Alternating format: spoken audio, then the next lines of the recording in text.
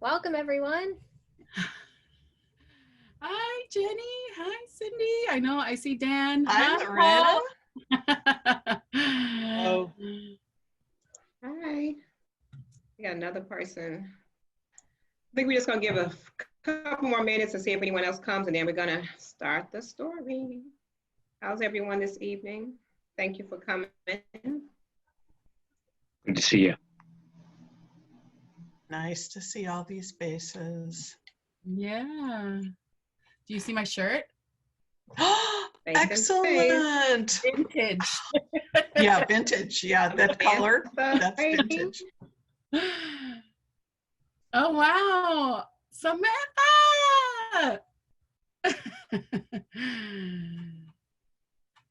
It's so nice to see you. All right. I guess I'll start in 30 seconds. I was trying to see what's going on with Carol. Something wrong with her screen or something? Is that on her end, Katie? Oh, okay. Yep, you're welcome to keep your camera on or keep it off, whatever your preference. We are recording this story circle and are excited to have you here with us today. Okay, so welcome everyone. And I'm glad you all are here for our monthly story circle. I'm Princess Harris. I'm the Migration and Me, Sustainable Food and Land Use Coordinator at Faith in Place. And I would like to say that the Migration and Me program likes to have people tell their stories of migration in relation to that of the monarch butterfly. And so moving on, I would like to introduce our guest, Lorena Lopez, who's a board member at Faith in Place, and she will share her story of migration from Mexico into other places before she came to Chicago. Lorena, you have the floor. So hello, thank you everybody. It's so nice to see my coworkers. Dan, I would like to see you. I'm Lorena Lopez. I'm a community engagement specialist at the Field Museum, specifically the Keller Science Action Center, where we put science into action. But my main goal is to connect people with nature. And so in a way we do that is not only through science, but making those cultural connections. And so I've been at the center for 2 years now, but before that, in 2013, I started working at Faith in Place. I don't remember my original title, but I think it was like engagement something. And then I eventually became, I don't remember my last title either, but I was working around sustainability and showing folks how to save on energy, which was a lot of fun. And I really got to connect with so many communities of faith all across the Chicagoland region and some of the state as well. But one of the things that I really appreciated with working at Faith in Place is just really valuing everybody's faith, and that a lot of us are working from the heart, and that we want to do better and we want to welcome people into our communities. And so I work from the south suburbs to the north suburbs to the west suburbs, all the way down to Springfield, Illinois, advocating for a better environment for all. So I'm very proud of that. And now in my current role with Faith in Place, I'm a board member. I was privileged to ask to be a board member, and I'm happy to do so. And Princess, the way I started with my migration story started before I was even born. Outreach coordinator, yes, correct. Before I was even born. My mother and my father are from Michoacán, Mexico, where the monarch comes from. The monarch is more northwest from where they were born. My parents were born right by the coast of Michoacán, which is a super diverse area for ecology and people. And they, when they got together, my mother was 17 and my father was, I believe, 22 or 23. They were very young when they first had my brothers, my older siblings. I have 3 older siblings, actually 4 and 1 died. My oldest sister, Angela, died while she was 8 months old because of lack of medical attention. They lived in a very rural part of Michoacán, and so when they decided to move to make the journey north, it wasn't because they just wanted to get a better job. It's because they needed to eat. They needed to have resources. They needed shelter. And so all of these things were very hard and hard pressing on my family. And there was times where my mother and my father didn't eat, and that's why they had to migrate. So they made the hard journey with 3 kids under the age of 2. I confirmed that with my sister. The youngest being 40 days old when they started to migrate to Tijuana, Mexico, which is a border town close to California. And from there, they did what most Mexicans and Central and South Americans do, is to hire a coyote to guide them through the border. And when they were guided, they didn't have enough money. So my 3 older siblings, that were babies under the age of 2, were taken by a family to cross the border through a car. And my father and my mother had to do the terrible trek of crossing through the Rio Grande and through some of the desert to get to California. From what I recall, and my mother told me, they tried 3 times, and it was tremendous on them, where my mother got sick and my father also as well, but they finally made it. And when they made it to California, they didn't necessarily grab my brothers and my siblings because they needed to pay the coyote. So my father and my mother had to work they had to work a month so they can get their kids. So my mother and my father was separated from their children for a whole month so they can pay off the coyote to get their children. And that's the reality for a lot of people crossing the border. And I know it's even harder now. Things are very complicated in the border, and it's even a hard story for me to tell. And I wasn't even there. But just the pain that my parents suffered through that, and the trauma of it, and being illegal in this country, really influenced the rest of my life. And so as the traumas unfolded, I just actually found out that my parents were separated from my siblings for a whole month about 2 months ago from my oldest sister. She's like, do you know we were separated? So this story and this narrative of separating parents and children is very real, and it's unfortunate now it's being caused by our own government in a way that this trauma follows a whole family.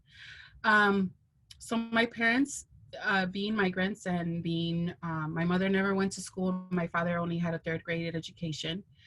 The only job they can receive is working in the fields. So they started working in the fields in California, where they stayed a season or 2. And then they traveled north to Oregon, and then they stayed there for a season or 2, and then made it all the way to Washington for another season. And then they migrated to Rockford, Illinois, where they met up with my uncle, where they had me, where I was born, their first American citizen. And I like to say they started working in the fields there with corn. And there's a picture of 1970 in the hospital where I was born, and it was surrounded by cornfields. So I always like to say that I was born in the cornfields. I come from corn. That's our creation story with the native creation story of Mexico, is that people come from corn. And so I like to refer myself to that.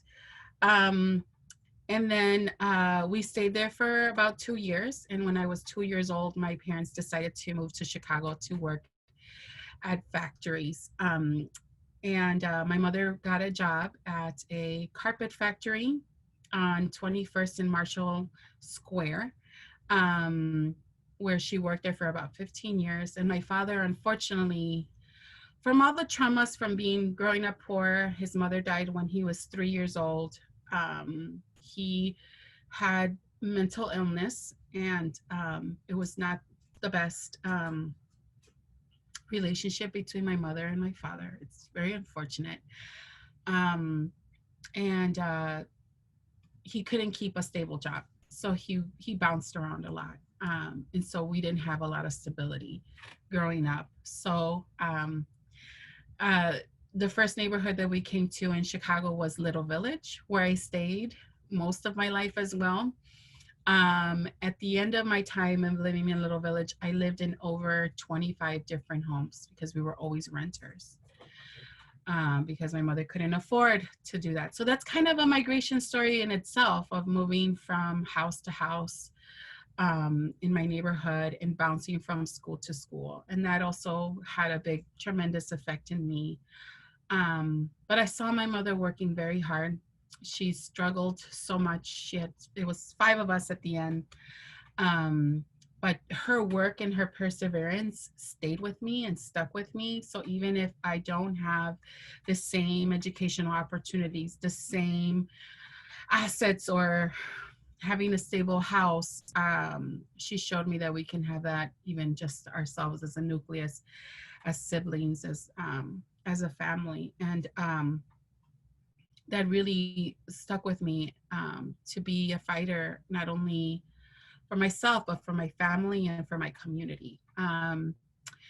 So eventually, unfortunately, my parents separated when I was 10. And that was a tremendous, traumatizing moment. And, you know, I have many migration stories. So one of them is that my brother and my 2 older brothers were not in the best tracks. They became gangbangers. And I've shared this story with Samantha Miller, by the way.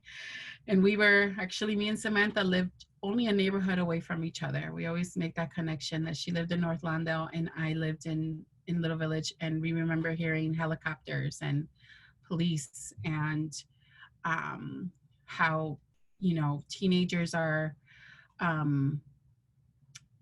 you know, hunted down by police officers on a regular basis in our neighborhoods, or they're not given the benefit of the doubt, or they're stopped constantly. We've shared this together, Samantha and I, talking about these things that happened to us in parallel in living in these 2 communities. So when I was 13, my brother got shot and almost died. And in that same week, my other brother went to jail. And my mother didn't know what to do. And she was at her wit's end, and she needed to do something, and to do something drastic. So my mother bought 6 airline tickets, and we left to Mexico to see my grandmother. And she took us with my grandmother, and it was very traumatizing because I went to a house that was made out of clay, and they didn't have a running toilet. And we had to do everything by hand. And it was extremely hot. I had no experience with all of that, but she left us there with my grandma and my grandfather, where they showed us just tremendous love and patience, and taught us everything they knew. Everything from going to the mountain and shooting your food to just going to the river to clean your clothes, and just being humble in that. And after 9 months of being there, my mother collected us again, and we were transformed. We came back speaking mostly Spanish.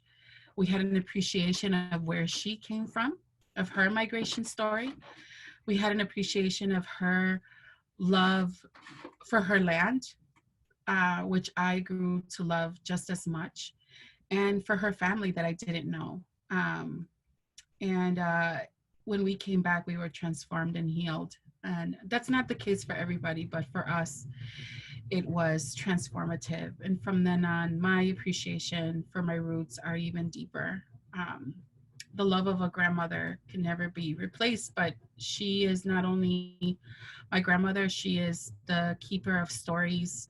The love that she has for all of her grandchildren is tremendous, and it's still a healing thing for me. I recently went to see her, but we came back to Chicago, and my mother already had remarried to my stepfather.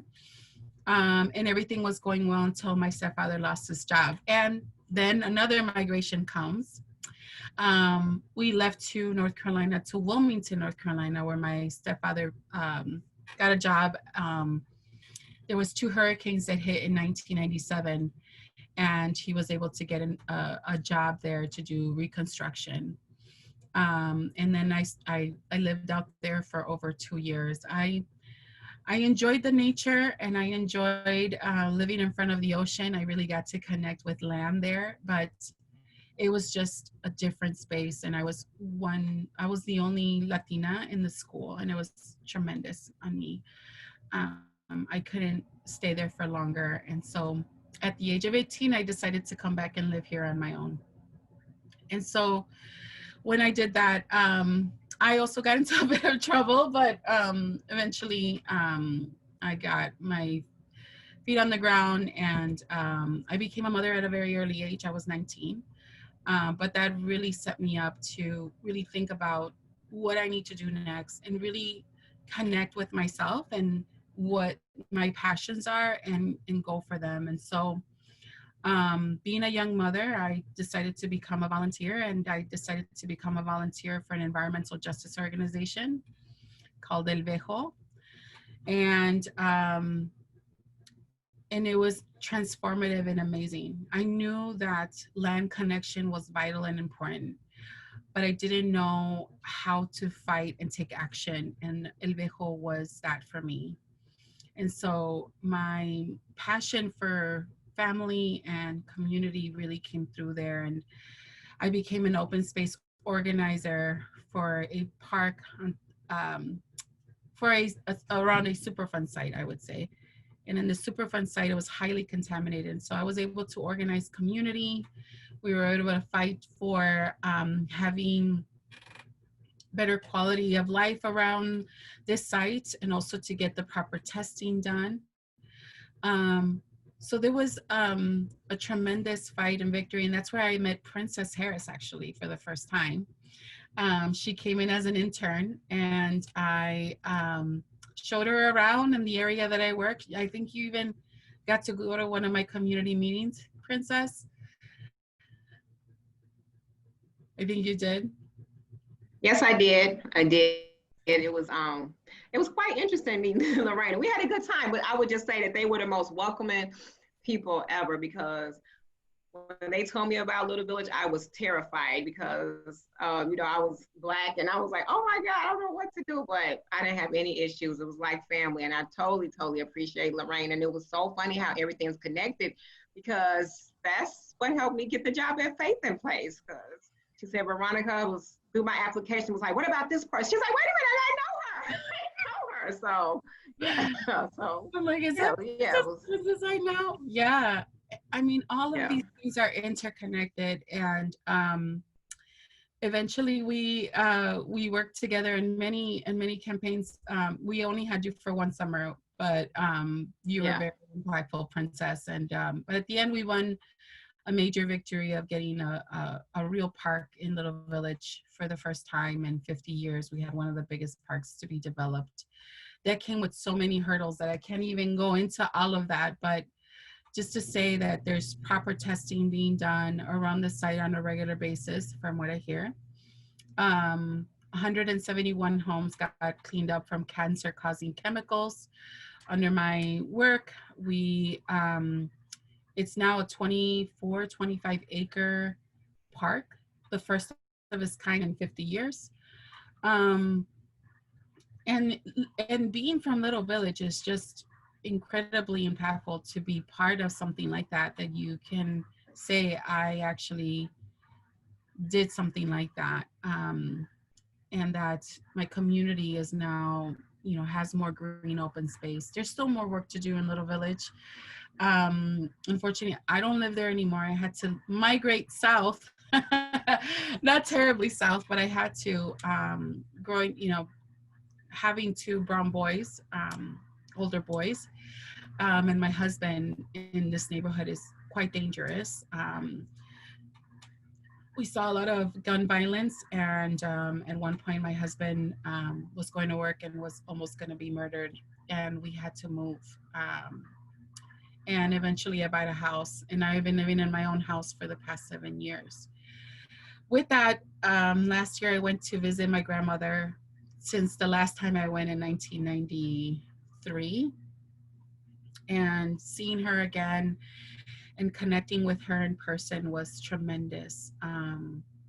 And I cannot even imagine like what her migration story and her survival. And then, you know, for a long time she didn't hear, she didn't know where her daughter was. So she didn't communicate with my mom for over 10 years. And she couldn't see my mother because she was illegal. And so all of these things were a huge factor. And even now we want to bring my grandmother here, but because she doesn't have proper documentation, because she was born in a rural part of Michoacán, she doesn't have a correct birth certificate. So it's been really hard to just try to get a passport for my grandmother who's 94, right? And so again, all of these things that, you know, started years ago, they're still unfolding.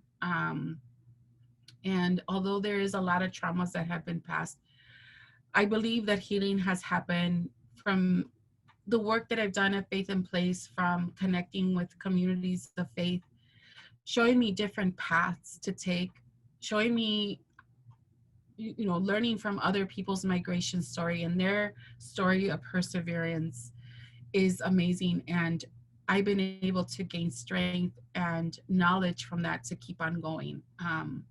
My work at the Field Museum is tremendous. Even working at the Field Museum, I feel extremely privileged.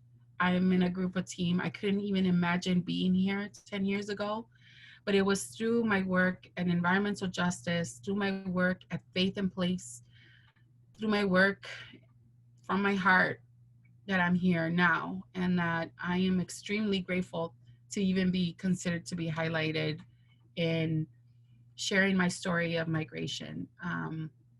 And I can't give it all the justice because I wasn't the one to migrate north. It was my mother and my father and my siblings, but it was a tremendous trek for them that my sister, my older sister, still feels to this day. It is, and I could only imagine what the children in the borders who are being separated from their family are going through right now. And for me, being Mexicana is not only just about being Mexican. My family is Native, and I'm Native to the Americas. I belong here. These are our lands. And it's unfortunate that we're causing all these borders and not having a heart when we think of these people. And most of these people come here to work and try to make a better life for themselves. And I don't believe it's a threat. I think that we can, the United States has always been a place of welcoming migrants. And it's unfortunate that we're stopping that now, because that's where I come from. And I believe that I lift these United States and I'm part of this fabric. Yeah, that's just a little bit of my migration story. I should write it down one day and really put it in context and interview my family a little bit more. But that's just my my little personal story. But there's so much more. I'm so super grateful that I was able to grow up in the south side of Chicago with it provides so much, you know, cultural connections, and growing up in Little Village it's amazing. And I'm proud to call myself a Chicagoan for sure. Okay, so Lorena, thank you. We have a question, and the question is that, you know, they said that they understand that you had your brief time in Mexico and Wilmington, that where did the organizing emerge and how? That's a great question, Paul. I'm going to tell you the truth. I believe in divine intervention. I believe in Creator and in God.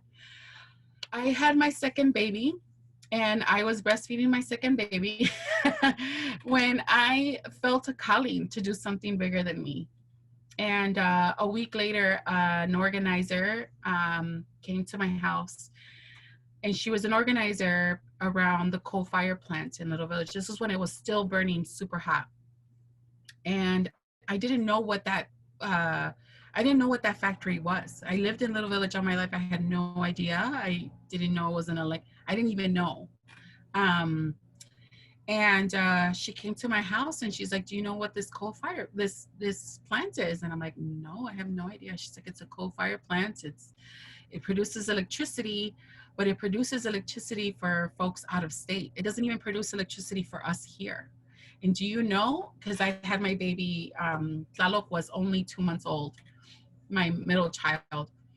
And she said, do you know that your milk, because you live so close to this coal fire plant, is highly contaminated? And that just triggered it. That where I'm like, why do I have to deal with this in my community where it's not even electricity being produced for us? And it really affected me, and I decided to become a volunteer.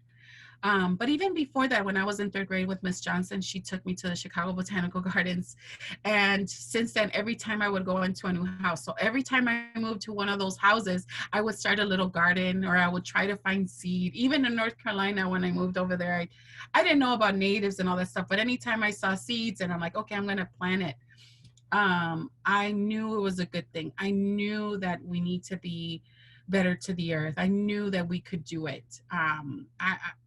In 3rd grade, I decided to do my own community garden next to this vacant lot. I'm sure it was highly contaminated, but I was so proud of myself growing broccoli and sharing it with my friends in the neighborhood. I'm like, guys, I grew my own broccoli, and people were like, oh my God, this girl. But thanks to Miss Johnson to taking me out. I know for some people it's controversial taking the kid out of the neighborhood to connect with green, but what it did for me was envision a better Little Village. It envisioned me that we can do the same thing. We can have it.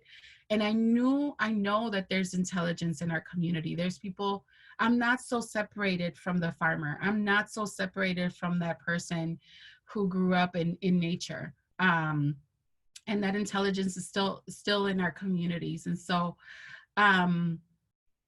that's how I started organizing. And then slowly but surely, I was offered a 10-hour position part-time, doing some community mapping. And then I was offered another 10 hours to work with some youth. And then slowly but surely, I started full-blown organizing. And then I stayed at El Vejo for about 6 or 7 years as well.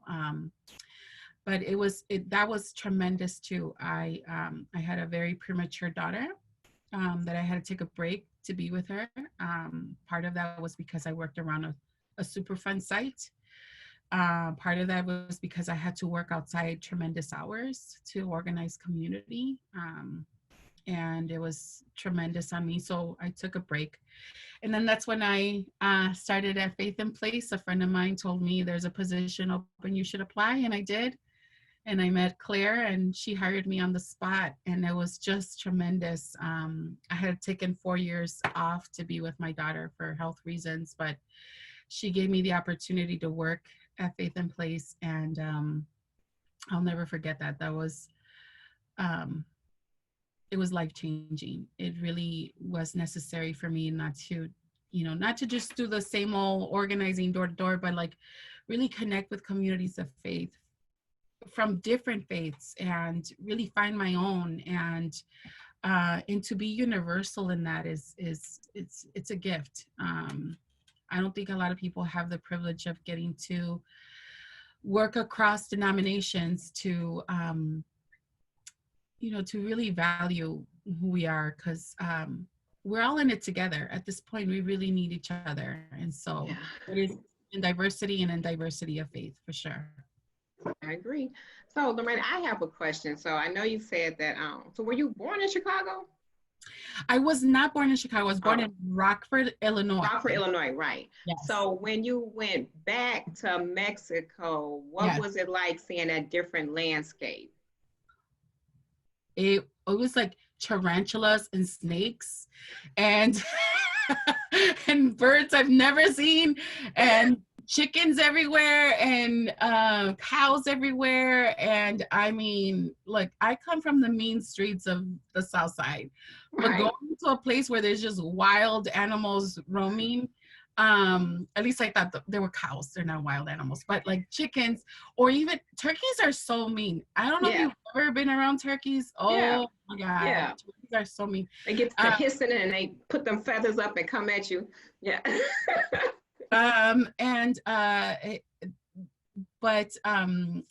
A friend of ours took us to the mountains. I remember one time we went on a trip and they had cows, but the cows roam free. And then they would call them and they come down and you give them salt to eat, and that's it. And that's how the cows survive. They just go and eat, drink water, you give them salt, they're fine. There was more to it, but it was amazing to see that that people do really actually eat off the land. It was amazing to see. My grandfather planted, when we got there, he planted bananas in front of us, and we saw the bananas grow into this tremendous tree with the flower, and then the bananas came. It was just the most amazing. It was very transformative. I got to see where food comes from.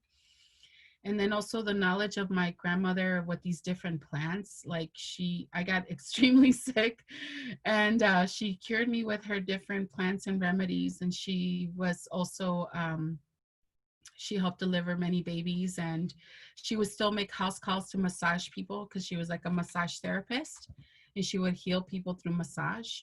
So not only the landscape, but the people and the culture were so vastly different. And I didn't understand all of that, but now I really appreciate it, and it's in me. That's the funny thing, is that there's so many things that come out of me that I'm like, where did this come from? I have no idea. Or why do I have a sense of urge to like make tortillas? Like so even with my family, they're like, oh my, what is it with you and making tortillas? I'm like, I don't know. It's in me. It's genetically imprinted. But when I went to Mexico and seeing how they make tortillas, and like, it's there. It's ancestral knowledge that's inside of me. And it manifests to making food. So, and I know there's more to it. I do believe that connecting people to nature is healing, and that especially Brown and Black communities, we need more of that. It's helped me heal. It's helped me not be so afraid to speak my voice, even if I think that I'm not the most educated, or if I'm not the most articulate. I want to come through from my heart, and I want to make those connections with community, and I want to be able to support any of that. So yeah. Okay. What was let me see, would your mother say that you all have it easier than she did? Yes, she always she always does, because she did have it harder. Before, you had to go and actually get water, fetch water. I never had to fetch water. I mean, maybe in Mexico a little bit, but she really did. In order for them to have, their daily dose of water, she would have to go do that. By the age of 3, she was already making tortillas over a fire. She was already working in the fields with her family in order to survive. Right. And so, and this is still the case for a lot of people, not necessarily just in Mexico, but around the world. So yes, she did have it, and I had access to education, even though it's not the best. I'm a CPS victim, but it's not easy. And no, somebody asked, what was the biggest help to you, Lorena? When you came here when you were 19 years old. So to my understanding, wait a minute, it was no one here, right? In Chicago, you came back by yourself? Yes. Okay. Yeah, I lived with a friend of mine, and then I met a boy, and and it was very hard. But I'm a Chicagoan. I only lived in North Carolina for two years, and I couldn't do it because then my family migrated to Florida, which I did as well, but I just couldn't migrate anymore. Then after that, my mother went to Virginia, and I just couldn't move with her anymore. It was just too much. So I was on my own by the age of 19. And the perseverance of helping me, it was many people, but there was times where it was just me and my son, because then I became a single mom. Um, and but eventually I met my husband, and we've been together. We just celebrated 18 years of marriage. So yay, oh my gosh, 18 years. I don't even know where the time went. I know. So now I had another question. With everything that's going on now, so your mom is still with us, correct?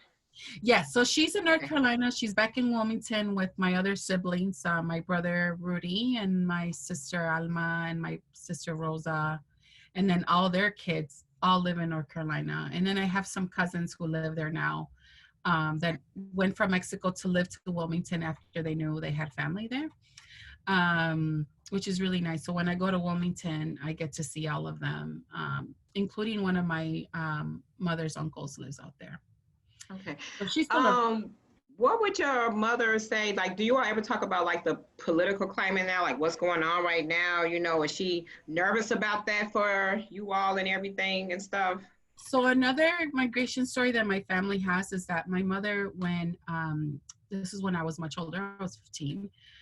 She went to Mexico to visit my grandmother, and one of my aunties had her latest baby, and his name is Peter, and he was drinking water and sugar. And this was her 7th baby, and he was extremely malnourished. And my mother and my stepfather didn't share a common child, so they were given my brother to adopt. So they brought him over here to Chicago. Unfortunately, my brother is a DACA recipient. So for my mother, this President Trump and the threats that he made to DACA students was tremendous on us. And for me, even just hearing the latest Supreme Court decision of upholding DACA, I broke down and cried, because it's tremendous on us. Our little brother has been with us since he's been 5 months old. And for him, he doesn't even speak that much Spanish. And for him, I can't even imagine him going back to Mexico to what? He has no idea what that is. And it would be tremendous on him to be deported. So yeah, when Biden won, my mom called me immediately. She was extremely happy. There's still more work to do. Obama had an opportunity to actually do immigration reform, and he didn't. So we don't hold our breath with Democrats either. We need to see actions. We need to see justice. And I hope that one of the first things that this new president does is pass DACA as a real law, and that, my brother has to register every year. Like every year he has to spend about $500 to re-register. It's crazy. Yeah. And I was just talking to him this morning. So he feels a sense of relief. We all do. I will say this, I do have family members who are pro-Trump, and it's really hard, especially knowing like where our family came from, and that they forgot their migration story. I wanted to ask about that. Could that be more of the Catholic part, not believing in, believing in certain things that he claimed he believes in, but doesn't, like abortion and all those other things? Because some of that play into it. The conservatives. The conservative views. Yeah, I think that's what resonates with unfortunately, a lot of conservative Catholics. I'm not going to say it's all Latinos. The majority of my family is not. They are very Catholic, but they don't necessarily have those strong beliefs like that. They're not going out there to protest pro-life. It's a really hard, we don't necessarily talk about those things, but they're not actively trying to, say like it's about conservatives. No, but they're still Catholic, and I am, in a way, I'm culturally still connected to being a Catholic. I still make the sign of the cross. I still I have an altar right here. I've lost a little bit of my Catholicism in that way. Not my faith. My faith is still very much intact, but it's I've been in between religions for a while now, right, Jenny? But I like to work with everybody, and I miss going, for example, pedestrians. To other faiths and just sitting there and enjoying their sermons and music. And so that's why I consider myself a bit of a universal Catholic, even though Catholic means universal. I miss that. I enjoy just, being in different spaces and really taking it in for what it is. And but there is, the conservation movement has tried very hard to get Latinos to become more conservative and switch to the Republican Party. I don't, it's sad when I hear that. And there's big percentages. I think half of this country voted for Trump, and we really have to think about these things and what's going on there and why these things are happening. Okay, so we have another question. Well, first, Carolyn talked about the Ricardo Morales artwork on your wall. Yeah, you can see it. Actually, Cindy gave me that. Cindy, who's here. See, Cindy? And where's the best justice work to do for migrants coming here? I don't know. I don't work with a lot of migrant organizations, but I do work. I'm connected to my local organization here called the Southwest Organizing Task Force. They're out just blocks away from me, and they do a bit of everything from housing to immigration issues. And I know there's great organizations who are really putting, and not only organizations, houses of worship who are doing so much work for immigration rights and reform. One of them that's very close to me is San Rita of Casia. They have a whole task force dedicated just for immigration rights and issues. Another great organization that people maybe don't think about is Casa Michoacán. Their latest thing is that they're giving out, they've been working with the state of Illinois. Migrants did not receive stimulus checks from the government, and so they're have been working with that to see if they can grant $1,000 to immigrant families across Illinois. So they're working in Carbondale. That's a good connection, guys. Carbondale in West Chicago by the Twin Cities, and in Chicago. And they're not only working for immigration reform, but also a great cultural connector from here to Michoacán, and working with both governments. Yeah. Oh, Princess, you're on mute. Right, so can you try, I know you said you want to try to show us some pictures, so if you can get those. And I also wanted to know, like, did you hear stories of the monarch growing up? Like, did your family talk about the monarch butterfly growing up, or your grandparents or anything? I did not, but I'll tell you this. I remember my father sharing butterfly stories, but he wouldn't call them mariposas, he would call them paracatas. And paracata it's in the native language in Michoacán. And now I'm putting two and two together. I didn't necessarily pay attention to that, but now that I put two and two together, he uses, it's so funny. I speak Spanish, but there's in our Spanish, and especially my father and my mother's, they have a lot of native words in between the Spanish. And I'm just realizing that now, and because I've been so far away from Mexico, I wasn't one of these kids that came, did school for your school year and then went to Mexico for the summertime. We didn't have that kind of privilege of going back and forth to Mexico. But yeah, there is some connection. And because we're part of the coast of there is no monarchs there necessarily, and it's not part of the flyaway, but it's part of the same state.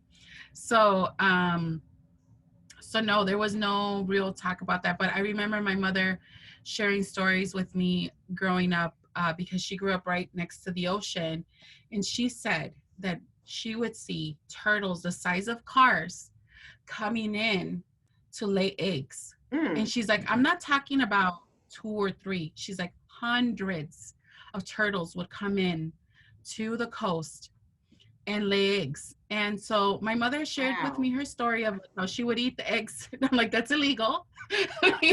Anymore, but, and she did that in North Carolina, but I won't get into this. And she got a earful from me. I'm like, you do not eat turtles. But my mother is, you know, she was super connected to the earth, and she knew about many animals. She doesn't understand how I'm so like into nature. She's like, it's weird how you're like so connected. I'm like, because it's inside of me, and I know that it's been passed down. So I remember her sharing those stories. I would just be so intrigued of like hundreds of turtles. She's like, hundreds. And she would climb over them because they go in a trance. So the turtles go in a trance as they lay eggs. And she's like, they wouldn't do anything. I would just go up and down the turtles and like slides, you know. Awesome. Yeah. But okay. I want to try to show us some pictures. Okay. Yeah, I want to show you a picture of my family. Do you guys see it? This is from my husband's side of the family. My new family. This is for my mother-in-law's 60th anniversary. 60th birthday party, I'm sorry. And that day, all the theme was Mexican. So we're all dressed as, well, ourselves, right? But in traditional clothing. Some of us didn't, but most of us did. And it was just an amazing party. And we took a picture here. And here are my children, my husband, my mother-in-law, my father-in-law. And I've taken to Who's them that in the back with the hat on right here, with the little cowboy hat on? That is my brother-in-law. Osvaldo, very handsome guy, very tall. He's a very tall guy. They're amazing. They took me in as my mother-in-law took me in as her daughter. And since my mother lives in North Carolina, it's really nice to have somebody here. And we're very tight-knit. We're very, very close. We have raised our children together. A lot of my friends say, you spend so much time with your family. I'm like, there's only so many times I can divide myself. And but they're one of my highest priorities. And I truly love them, and they're my treasure here. And they keep me grounded, and they keep me connected to Mexico as well. So this is one of the pictures. And there's one more baby on the way. So our family's still growing. Not from me. Yeah. All right. And this is us in Mexico City. This is my children and my husband, my son Tlaloc, my other son Alex, my daughter Yaretsi, my husband Manuel, and we're in Frida Kahlo's house. There. Oh, okay. Oh. Yeah. All right. So Lorena, if there are no more questions. No. Oh, and I think Cindy. So Lorena, you did have a chance to see the sanctuary with the help of Mike Rizzo, correct? The Monarch Sanctuary? No, I wish I have not yet. I did not yet. But I have met many of the people that work in the sanctuary now. One day, I will go there, and I hope that one day I can. If I go, I would love to take a whole bunch of us who are just me. Yes. Let's go, Princess. Let's go, Katie. Let's go, everybody. Okay. Well, if we don't. I have a question. Yeah. You know, a couple years ago, Lorena, you were reading I'm Not Your Perfect Mexican Daughter, and I read it just a few months ago and really, really loved it. And hearing your story tonight, it's reminding me so much of some of the themes in that book, from, you know, generational trauma, growing up in Chicago on the South Side, going to Mexico for some period of time, and like having a moment to reconnect with your grandmother, reconnect with your family, heal. I was curious to hear, maybe some of your thoughts on how that book, like what that book meant to you, or what representation like that and stories like that mean in a migration story and story circle space. Yeah, it is an impactful book. I just read it with my daughter, who's now 11. It's a little bit advanced for her 11-year-old, but she's open and she knows my story too. There's so many parallels with my story there. And just a trauma of like, my brother didn't die, but he almost did. But having, just the scare of losing a brother or a sibling is tremendous. And in the story, she loses her sibling from an accident. And yeah, just hearing all the different places she's been, that I've been, the different things that she can't do, or how she experienced school, for example.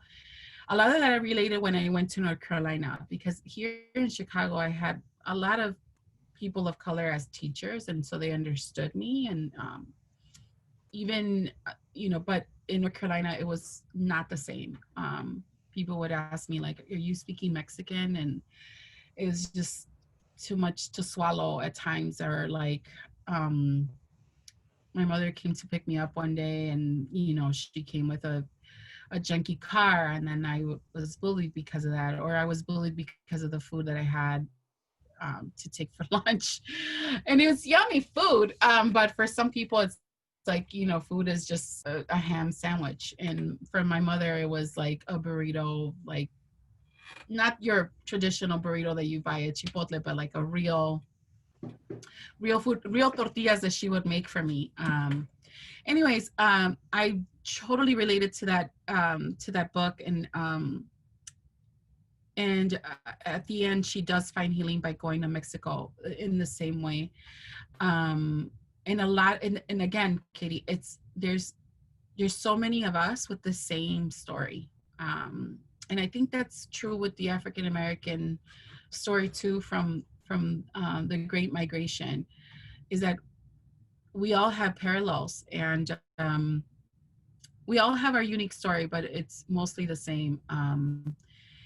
And it also helps me think that I'm not alone, and that there's community out there, and we can heal from these traumas and scars if we share, if we bring our stories to the forefront. And so I forgot the name of the author, but it's great to take it out there, and to share with community. It's important.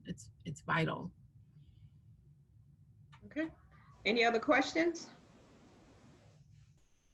Well, before I completely close, I would like to say, with Lorena saying that, I would like to say that we all have a migration story, whether it was our family coming hundreds of years ago, whether it was now. We all migrated for the same reasons. And it seems like during these times, we tend to forget that. But we all looking for a better place for our family, for ourselves, and just to make it work. And if we get together, if we can do that, we'll be unstoppable. But this divide they have created, that somebody's better than somebody else, we tend to forget that we all come from migration. So, yeah, Lorena, thank you very much. To all our guests, thank you for coming. Thank you.